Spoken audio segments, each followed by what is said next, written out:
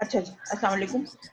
To start with the lecture, आज हम start कर रहे हैं पैथोलॉजी।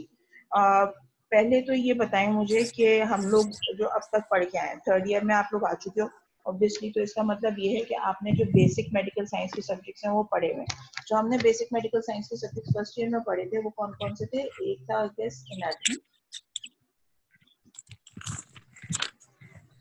फिर फिजियोलॉजी पढ़ी थी, और उसके बाद आपने बायोकेमिस्ट्री पढ़ी। आवाज सबको आ रही है ना? अच्छा, प्लीज एक बात मैं बता दूं, खाली आप लोगों ने यहाँ पे वो नहीं करना कि जो है आप मुझसे मतलब खाली सुनते रहें। अगर कोई भी चीज पूछनी है, कोई चीज समझ नहीं आई तो देन एंड देन मुझे बता देना, मैं आप लोगों को फिर रिपीट कर दूंगी, ठीक है? तो ये नहीं है इस तरह के मतलब आगे मुंह बंद करके आप लोग बैठे रहो, नहीं समझ आ रहा फौरन पूछना है। अच्छा, तो स्टार्ट विद, तो अब यहाँ पे जैसे हमने ये 3 बेसिक मेडिकल ठीक है साइंसेस के सब्जेक्ट्स की बात की थी, एनाटॉमी, फिजियोलॉजी, बायोकेमिस्ट्री। जब हम एनाटॉमी की बात करते हैं तो how do you define anatomy? क्या कर रहे होते हैं? What is anatomy?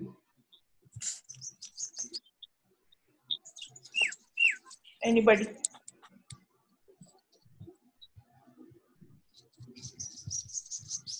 Ma'am anatomy में बेसिकली हम बॉडी के जो डिफरेंट बोन्स और उनके स्ट्रक्चर्स हैं उनको डिटेल में स्टडी कर रहे होते हैं। ठीक है जी। तो basically what we are doing is we are studying the structure of the body.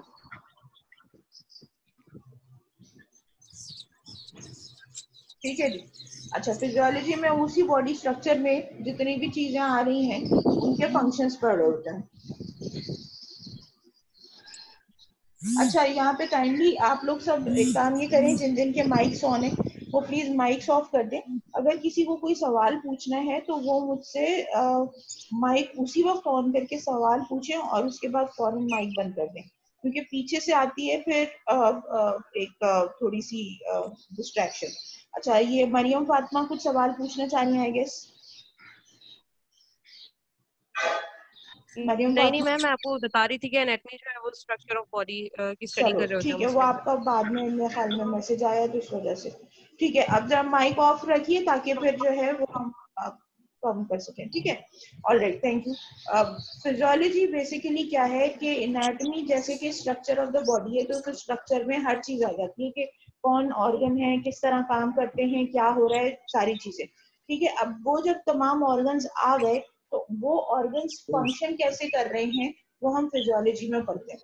उन्हीं ऑर्गन्स या उन्हीं के जो डिफरेंट पार्ट्स हैं जहाँ पे सेल्स हैं उनके अंदर किस तरह से केमिकल रिएक्शंस हो रहे हैं। प्लीज माइक बंद करें।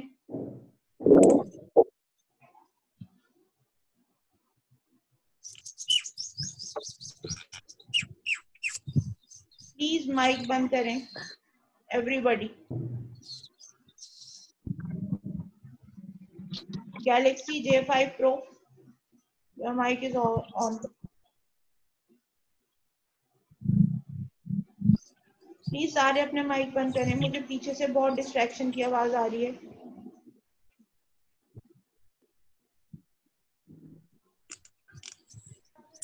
ठीक है जी। सब फूटोगी बेटा, ये कौन बोल रहा है? प्लीज आवाज बंद कर लो, उसके बाद पीछे बोलते रहना।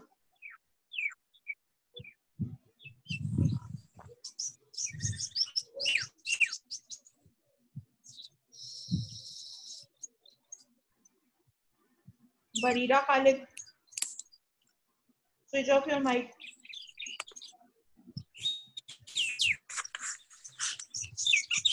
अच्छा, ये जिसका परिंदा बोल रहा है ना, प्लीज अब माइक बंद कर लें।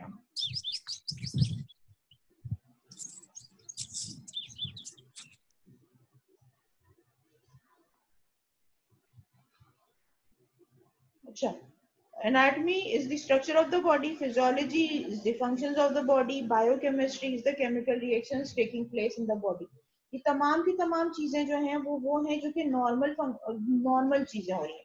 नॉर्मल स्ट्रक्चर क्या होता है वो एनाटॉमी में पढ़ते हैं, नॉर्मल फंक्शंस क्या होते हैं वो फिजियोलॉजी में पढ़ते हैं, नॉर्मल केमिकल रिएक्शंस क्या होते हैं वो हम सारे के सारे बायोकेमिस्ट्री में पढ़ते हैं। जैसे ही इनमें किसी भी किस्म की एबनॉर्मेलिटी आती है, any point of at any point of time any kind of abnormality takes place, तो वहां पे हमारी फील्ड चेंज हो जाती है and then we study that change in pathology.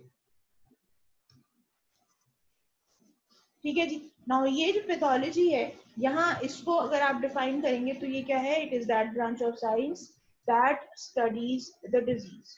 Disease means dis and ease. Dis means no, ease means आसानी या आराम. ठीक है जी, आराम या इजीनेस. Dish means no. ठीक है, तो इसका मतलब क्या हुआ कि पैथोलॉजी का मतलब है आराम नहीं. आराम नहीं है तो something is going on obviously, and that something is not going on in a good sense. तो इसका मतलब क्या हुआ कि पैथोलॉजी जो है वो एबनॉर्मैलिटीज को डिटेक्ट करती है और एबनॉर्मैलिटीज के हवाले से ही बात हो रही होती है. ठीक है जी. अच्छा, अब पैथोलॉजी को अगर हम फर्दर डिफाइन करें,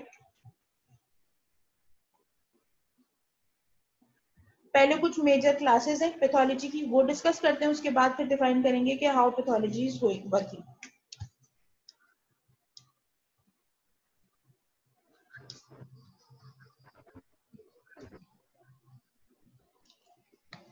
जनरल पैथोलॉजी की बात करते हैं. General pathology basically is the science where general mechanism of diseases are taking place.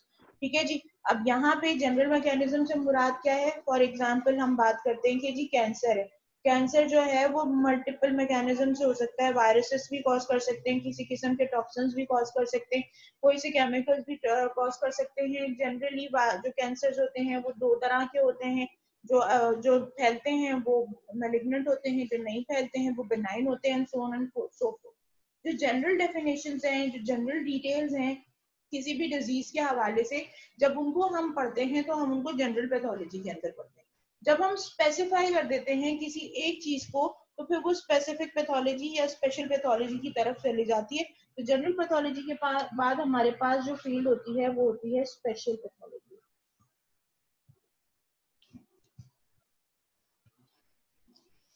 ठीक है. स्पेशल पैथोलॉजी का मतलब क्या है कि स्पेसिफिकली सिस्टमिक पैथोलॉजी की बात कर रहे हैं कि सिस्टमिक मतलब स्पेसिफिक सिस्टम में स्पेसिफिक ऑर्गन के अंदर जो एबनॉर्मैलिटीज होती हैं वो स्पेशल पैथोलॉजी कहलाती हैं. से फॉर एग्जांपल हम स्टमक की बात करते हैं तो एसिड पेक्टिक डिजीज यानी जो पेप्टिक अल्सर होता है वो स्टमक के अंदर होता है. ठीक है, तो हम फिर स्टमक की डिटेल्स बात करेंगे, स्टमक के डिफरेंट फंक्शंस बात करेंगे, वहां पे क्या एबनॉर्मैलिटीज हो रही हैं उनके ऊपर बात करेंगे, तब जाके जो है हमारी ये डिस्कशन कंप्लीट होगी. अब उसको जनरल पैथोलॉजी में एसिड पेप्टिक डिजीज को बात नहीं कर सकते, वजह उसकी ये कि वो स्पेसिफिक सिस्टम के अंदर काम कर रही है. बिल्कुल इसी तरह से कैंसर एक जनरल पैथोलॉजी की टर्म है. हम कैंसर को जनरली जब डिस्कस करेंगे तो हम जनरल पैथोलॉजी में डिस्कस करेंगे, लेकिन जब हम स्क्वैमस सेल कार्सिनोमा की बात करेंगे तो चूंकि वो स्किन का कैंसर है तो वो सिर्फ स्पेशली स्किन के हवाले से बात होगी. या ओवेरियन कार्सिनोमा है तो ओवेरियन कार्सिनोमा चूंकि ओवरी के अंदर ही हो सकता है और किसी और जगह पे नहीं हो सकता, तो फिर हम ओवेरियन कार्सिनोमा की pathogenesis and each and everything को अलग से डिस्कस करेंगे. तो वो जो है वो फिर स्पेशल पैथोलॉजी के अंदर चला जाएगा. इज दैट क्लियर सो फार? अभी तक कोई चीज जो समझ में नहीं आई है तो please raise hands. No ma'am. चल रहा है? ठीक है, चलो ओके. उसके बाद फिर हमारे पास आता है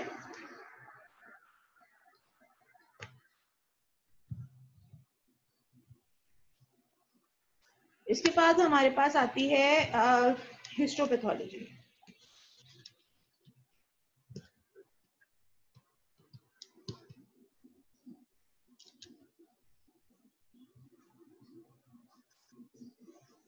हिस्टोपैथोलॉजी जैसे कि जाहिर है, जैसे ही जब वर्ड हिस्टो का आता है तो जो हमारे दिमाग में जो पहली चीज आती है वो है माइक्रोस्कोप, क्योंकि हिस्टोलॉजी में हम बात कर रहे होते हैं माइक्रोस्कोपिक स्ट्रक्चर्स की.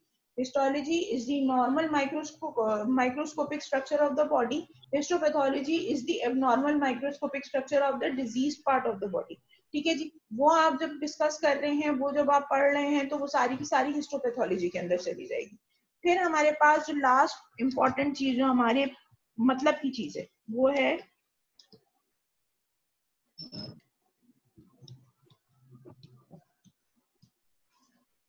Clinical pathology. Now clinical pathology जैसे कि नाम से जाहिर है यहाँ पे it's pertaining towards the clinic.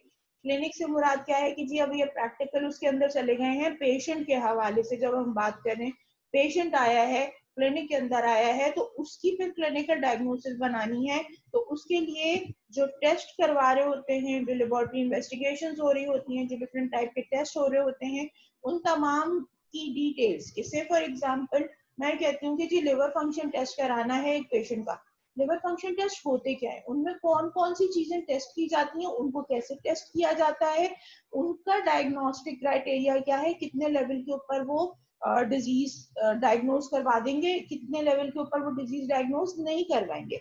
This is basically is included in clinical pathology. से फॉर एग्जांपल अभी चूंकि मैं रिसेंटली एक फेज से गुजरी हूँ, खाला का जैसे मैंने अभी आपको बताया कैंसर का, तो उसमें जो हम ओवेरियन कैंसर की बात करें तो उसमें उन्होंने एक ट्यूमर मार्कर की बात की थी, CA-125। ठीक है जी, ये जो CA-125 है, this is a tumour marker, carcinoma antigen कहलाता है ये, और ये 125 इसका नंबर रखा गया है। अच्छा, अब ये जो ट्यूमर मार्कर है, यूजुअली इसकी जो रेंज है वो आ जाती है 0 से लेके 15 इंटरनेशनल यूनिट्स। ठीक है जी, पर डेसीलीटर ऑफ ब्लड। अब यहाँ पे ये जो लेवल है, अगर इसके अंदर आ रहा है तो दैट मीन्स कि पेशेंट को कैंसर नहीं है। इससे अगर बढ़ना शुरू हो गया तो इसका मतलब क्या है कि पेशेंट को सर्टेनली किसी ना किसी भी किस्म की जो फीमेल जेनाइटल ऑर्गन्स हैं उनका कैंसर हो सकता है। खसूसियत से जो सबसे ज्यादा जो शक जाएगा वो किसकी तरफ जाएगा, ओवरीज की तरफ जाएगा। हमारा जो पेशेंट था जिसकी हम अभी बात करें, जिनकी डेथ हो गई, at the time of diagnosis इनकी जो वैल्यू आई थी, ये आई थी 1258 इंटरनेशनल। ठीक है जी, अब कहाँ 0 से लेके 15 इंटरनेशनल यूनिट इसकी नॉर्मल वैल्यू है और पेशेंट की वैल्यू आ रही है 1258 international units. That was a confirmatory test के हाँ जी इस पेशेंट को कैंसर है। और चूंकि बाकी के जो साइन सिम्टम्स थे वो जाके मिल रहे थे किसके साथ, किसके साथ मिल रहे थे, ट्यूमर के साथ मिल रहे थे, तो इस वजह से उन्होंने ओवेरियन कैंसर के साथ मिल रहे थे, तो इस वजह से उसको फिर क्या किया उन्होंने, तो ओवेरियन कैंसर ही डायग्नोज किया।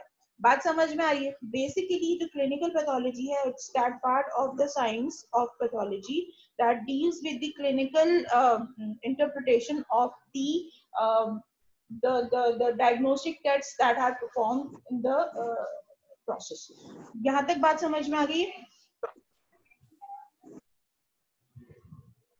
Anybody please? यस मैम, आ गए। ठीक है, ऑलराइट, अब आगे चलते हैं। जब हम डिफाइन करते हैं पैथोलॉजी की तो पैथोलॉजी बेसिकली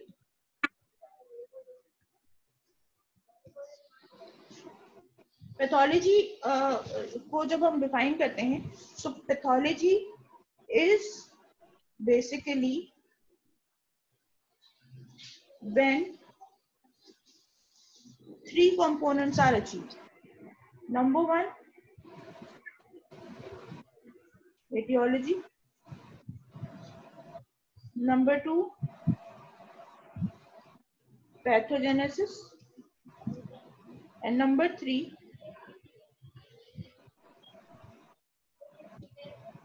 lesion. तो हम क्लिनिकल पिक्चर भी कह सकते हैं। ठीक है जी, what do you mean by aetiology? Aetiology means cause. Aetiology is the cause of disease, यानी क्या रीजन है जिसकी वजह से ये डिजीज हुई है। एक बंदा है, उसको सीने में मुस्तकिल जलन हो रही है, उसको शदीद किस्म की बदहजमी हुई है, तो पीछे क्या रीजन हो सकता है? 2-3 रीजन हो सकते हैं। आसान अल्फाज में कह सकते हैं कि जी बहुत मिर्चों वाला खाना खा लिया होगा, ओवर ईटिंग कर ली होगी, या पहले खाना हजम नहीं हुआ होगा, बार बार खाना खा लिया होगा, उसके चक्कर में उसको जो है वो हार्ट बर्न की कैफियत हो रही है। अब ये जो हार्ट बर्न है that ultimately may lead to, अगर इस तरह की प्रोसेस को कंटिन्यू रखा जाएगा तो obviously that will ultimately lead to acid peptic disease और पेप्टिक अल्सर। ठीक है जी। तो इस तरह की जो चीज है इसको हम कॉज कहते हैं कि ये जो बेसिक रीजन है वो पेप्टिक अल्सर। ठीक है जी। अब यहाँ पे ये याद रखें कि यहाँ पे ये जो चीज है वो इस तरह से हो गई कि ये कॉज हो गया। अब ये कॉज डिजीज कैसे मतलब डिजीज कैसे प्रोड्यूस कर रहा है, वो जो पूरा पाथवे है उसको हम पैथोजेनेसिस कहते हैं, pathway of disease.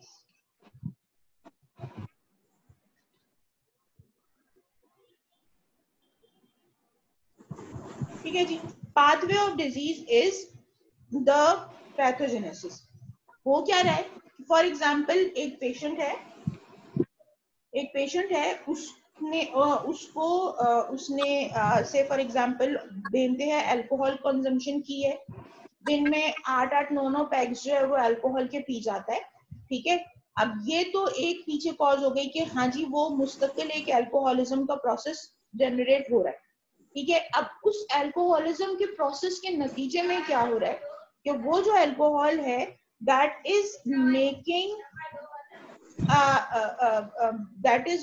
that person vulnerable to take fatty food। उस फैटी फूड के नतीजे में और जितना भी वो जो खा रहा है खाना खा रहा है उसका का पूरा जो है वो एसाइलेशन के प्रोसेस में जा रहा है। आमतौर पे क्या होता है, आसान तरीके से बता दूं कि जितने भी हमारे बॉडी के जो केमिकल बायोकेमिकल प्रोसेसेस हैं, जब अल्कोहल बहुत ज्यादा कंज्यूम किया जाता है तो जितने भी आपकी से फॉर एग्जांपल कार्बोहाइड्रेट आप ले रहे हैं, प्रोटीन ले रहे हैं या फैट ले रहे हैं, वो तमाम का तमाम फैट में कन्वर्ट हो जाता है। अच्छा, आपके पास रिस्ट्रिक्टेड एरियाज हैं जहाँ पे फैट स्टोर हो सकता है बॉडी के अंदर। तो अब जहां पे भी जगह मिलेगी, जहां पे स्पेस मौजूद होगा, जहां पे ऐसा लगेगा कि हाँ जी इस जगह पे फैट की स्टोरेज हो सकती है, वो उस जगह पे जाके फैट की स्टोरेज होनी शुरू हो जाएगी। और जो सबसे ज्यादा वल्नरेबल पार्ट है जहाँ पे फैट की स्टोरेज यूजुअली हो जाती है वो लिवर के सेल्स हैं, क्योंकि वो बहुत ज्यादा स्पेशियस होते हैं और उनके अंदर चूंकि कैपेसिटी बहुत ज्यादा होती है, बहुत ज्यादा वर्किंग कर रहे होते हैं, तो बहुत फ्री स्पेस मौजूद होता है। उस फ्री स्पेस के अंदर जाके जो है ना फैट की डिपोजिशन शुरू हो जाती है। नेट रिजल्ट क्या निकलता है कि जी अल्कोहलिज्म कॉज था, एटियोलॉजी थी। नेट रिजल्ट क्या निकला, इस पूरे प्रोसेस में असाइलेशन का प्रोसेस हुआ और फैटी असाइलेशन के नतीजे में फैटी लिवर हो गया। अब जो फैटी लिवर हो गया तो ये जो असाइलेशन का प्रोसेस, अगर मैं इसको लिखूं अल्कोहलिज्म,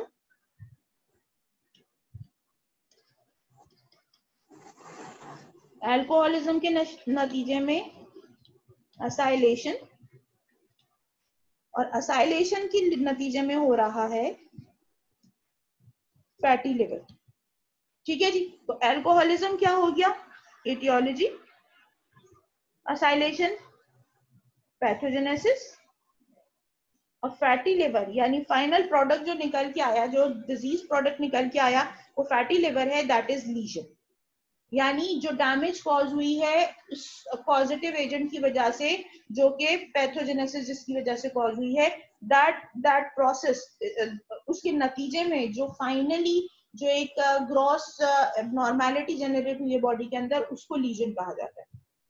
अब ये जो लीजन है वो क्लिनिकल फॉर्म में भी आ सकता है, यानी आप बात कर सकते हैं कि जी पहला साइन, पहला सिम्टम क्या आया या पहली साइन क्या आई। अब मुझे कोई बताएगा कि सिम्टम और साइन में डिफरेंस क्या है?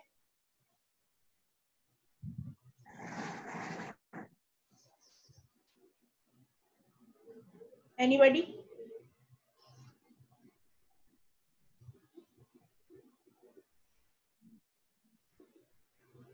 लीजन थोड़ा फिर से एक्सप्लेन करें। लीजन एक्सप्लेन कर देती हूँ और उसके बाद फिर मुझे कोई ये बता दे कि साइन और सिम्टम में फर्क क्या होता है।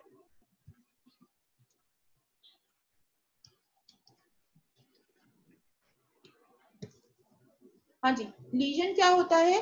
लीजन बेसिकली मैंने क्या बताया कि अगर फॉर एग्जांपल एक पॉजिटिव एजेंट है, बहुत सिंपल सी एग्जांपल ले लेते हैं हम कि आपको कट लगा, कोई स्क्रैच लगी पेंसिल से। यूजुअली स्कूल में हम जैसी पेंसिल को शार्पन करते थे तो आपको याद होगा कि हमें साइड पे स्किन के ऊपर कोई स्क्रैच आ जाता था। अब वो जो स्क्रैच है उसके बाद क्या होता था कि उसके चारों तरफ जो है वो रेड फ्लेयर बन जाता था, थोड़ी सी तकलीफ होती थी, और 1 से 2 दिन के अंदर वहां पे एक कट लंबा सा पड़ जाता था और उसके अंदर कुरंट आ जाती थी। ऐसा सबके साथ ही हुआ होगा, ऑब्वियसली बात है, स्कूल के जमाने में इस तरह की चीजें होती रहती हैं। तो अब अगर से फॉर एग्जाम्पल मैं उस आसान सी एग्जाम्पल को लूं, तो कॉज क्या था? शार्प पेंसिल की टिप। ठीक है जी। पैथोजेनेसिस क्या बनी? जो इन्फ्लेमेटरी प्रोसेस हुआ, रेडनेस आई, पेन हुआ, वो तमाम का तमाम पैथोजेनेसिस है। लीजन क्या बना? वो जो एक लंबा सा कट पड़ गया, वो लीजन। ठीक है। कोई भी पॉजिटिव एजेंट के नतीजे में जो जख्म बनता है, जो कोई डैमेज होती है, जो कि ग्रॉसली विजिबल भी हो सकती है, उस ग्रॉसली विजिबल डैमेज को जो है हम लीजन कहते हैं। मुझे 2 मिनट दीजिएगा जरा, है ना, मैं क्लास ले रही हूँ, मैं आपसे कांटेक्ट करती हूँ, ठीक है, ऑनलाइन क्लास में मैं कर लूंगी। ओके, आधा घंटा और, आधा घंटा और, आधा घंटा, ठीक है। हाँ जी, अब बात समझ में आ गई बेटा, जिसने लीजन्स के बारे में पूछा था?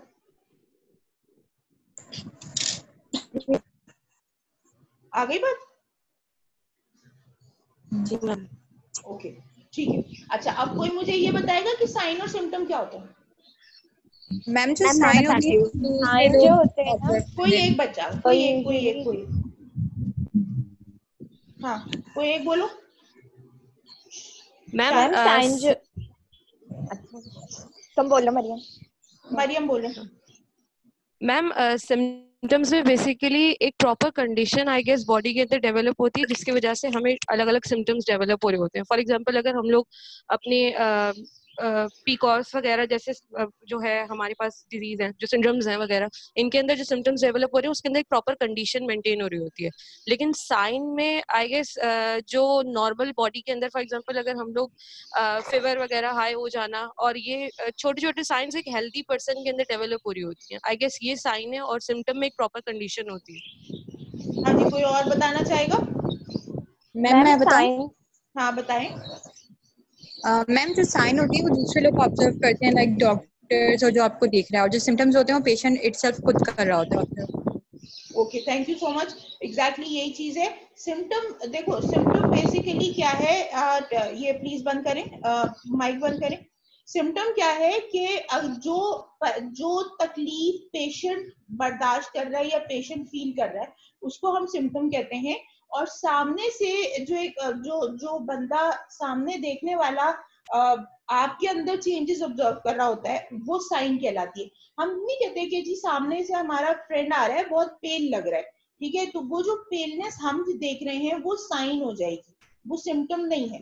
पेलनेस के नतीजे, पेलनेस क्यों आई है? ऑब्वियसली किसी चीज की कमी के नतीजे में आई होगी। उस कमी के नतीजे में पेशेंट हो सकता है कि वीकनेस फील कर रहा हो, या जो है वो ब्रीदिंग में कोई प्रॉब्लम फील कर रहा हो। तो आप वो जो ब्रीदिंग में जो डिफिकल्टी हो रही है, या जो क्या क्या कहना चाहिए कि उसको जो चलने फिरने में तकलीफ हो रही है, ये वीकनेस हो रही है, दैट इज सिम्टम। और जो हमने सामने से ऑब्जर्व किया कि जी सामने वाला देखो कितना पेन लग रहा है, कितना हल्के हल्के चल रहा है, इसकी वॉक कितनी अजीब सी हो रही है, तो वो साइन हो जाएगी। ठीक है। इसका मतलब क्या हुआ कि अगर हम पेन की बात करते हैं, तो पेन सामने से कोई देख नहीं सकता कि मुझे पेन हो रहा है। से फॉर एग्जांपल मेरे सर में शदीद दर्द हो रहा है, जरूरी नहीं कि सामने वाले जो है वो मेरे पेन को ऑब्जर्व कर ले, ठीक है जी। तो पेन क्या हो गया? सिम्टम हो गया। लेकिन अगर से फॉर एग्जांपल मैं डॉक्टर हूँ और मुझे पेशेंट आके पेन की कंप्लेन करता है, और मैं उसको जो है वो थोड़ी देर के लिए बातों में लगा के और उस जगह को एग्जामिन करती हूँ जहाँ पे वो पेन की कंप्लेन कर रहा है, और मेरे हाथ लगाने के नतीजे में वहां पे पेन उसको फिर से होता है, और वो बहुत जोर से चीखता है, क्या कर रहे हैं आप? तो वो जो चीज है ना, वो टेंडरनेस कहलाती है, and that is sine. Pen patient feel करता है, टेंडरनेस डॉक्टर इलिसिट करता है, ठीक है। इस तरह से डिफरेंट चीजें होती हैं कि भाई कुछ चीजें जो है वो हम ऑब्जर्व करते हैं और कुछ चीजें पेशेंट एक्सपीरियंस करता है। तो जो पेशेंट का एक्सपीरियंस है वो सिम्टम कहलाएगा, और जो डॉक्टर की ऑब्जर्वेशन है वो साइन कहलाएगी। सो प्लीज ये कहीं पे नोट डाउन कर लें what is the difference between sign and symptom, क्योंकि इसमें बहुत ज्यादा कंफ्यूजन रहती है। बहुत सारे लोग जो हैं वो साइन पूछ रहे होते हैं तो सिम्टम बता रहे होते हैं। ये याद रखिएगा, सिम्टम डॉक्टर नहीं बताता, सिम्टम पेशेंट बताता है, डॉक्टर साइन बताता है। अगर से फॉर एग्जांपल आप कभी हॉस्पिटल जाओगे और आप जाके डॉक्टर्स के नोट्स उठाओगे तो वहां पे देखना कि एक जगह पे लिखा होगा प्रेजेंटिंग कंप्लेंट की हेडिंग होगी, वहां पे लिखा होगा जी पेशेंट की हिस्ट्री। अब वो जो पेशेंट की हिस्ट्री पेशेंट के अपने अल्फाज में जो बताई जा रही होगी वो सिम्टम्स होंगे, और जो डॉक्टर ने अपने नोट्स लिखे होंगे नीचे जाके कि जी मैंने पेशेंट को ऐसे देखा, मैंने उसकी ऑब्जर्व ये किया, उसके अंदर ये चेंजेस थी, वो जो चीज होगी वो साइन में चली जाएगी। ठीक है, इज दैट क्लियर? कोई एक बता दे, बात क्लियर हो गई है? जी मैम। अच्छा जी, तो आपके ख्याल में क्या यहाँ पे हम एंड करें इसको या आगे और कंटिन्यू करना है? या अभी हमारी कितनी देर का सेशन हुआ है, पहले मुझे कोई बताएगा, किसी ने नोट किया था?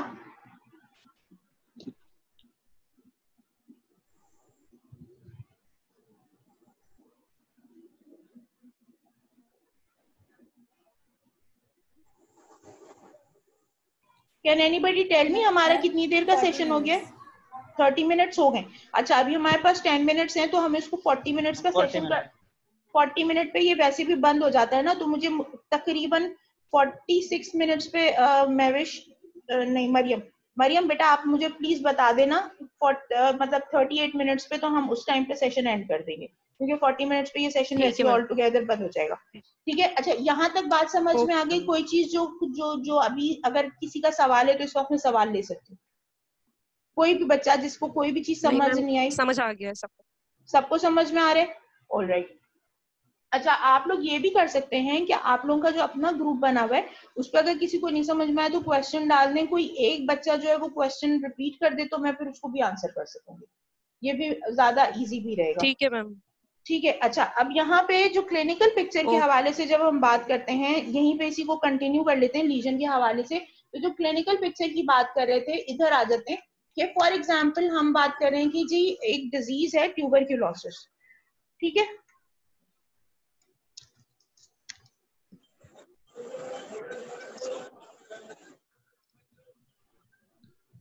और एक डिजीज है निमोनिया। ठीक है, ट्यूबरक्यूलोसिस और निमोनिया, अगर नाम सुना हो आप लोगों ने तो आप लोग जानते होंगे कि दोनों लंग्स की कंडीशन है। टीबी के हवाले से भी जब हम बात करते हैं, टीबी पूरी बॉडी में हो सकता है लेकिन उसकी जो इनिशियल डिजीज होती है वो यूजुअली लंग्स में होती है। ठीक है जी, तो इनिशियल सिम्टम्स हमेशा जो आते हैं वो लंग्स के आते हैं। पहली चीज जो अगर हम इसकी एटियोलॉजी के हवाले से बात करते हैं तो दोनों की एटियोलॉजी अलग है। ठीक है, ट्यूबरकुलोसिस माइकोबैक्टीरिया कॉज करता है, निमोनिया जो है वो Streptococcus pneumoniae, Streptococcus pneumoniae cause करेगा। ठीक है जी, पैथोजेनेसिस के हवाले से जब बात होती है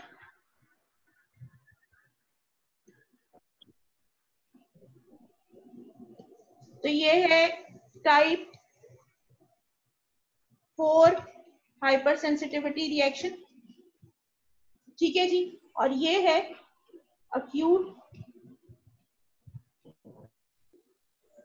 इन्फ्लामेशन और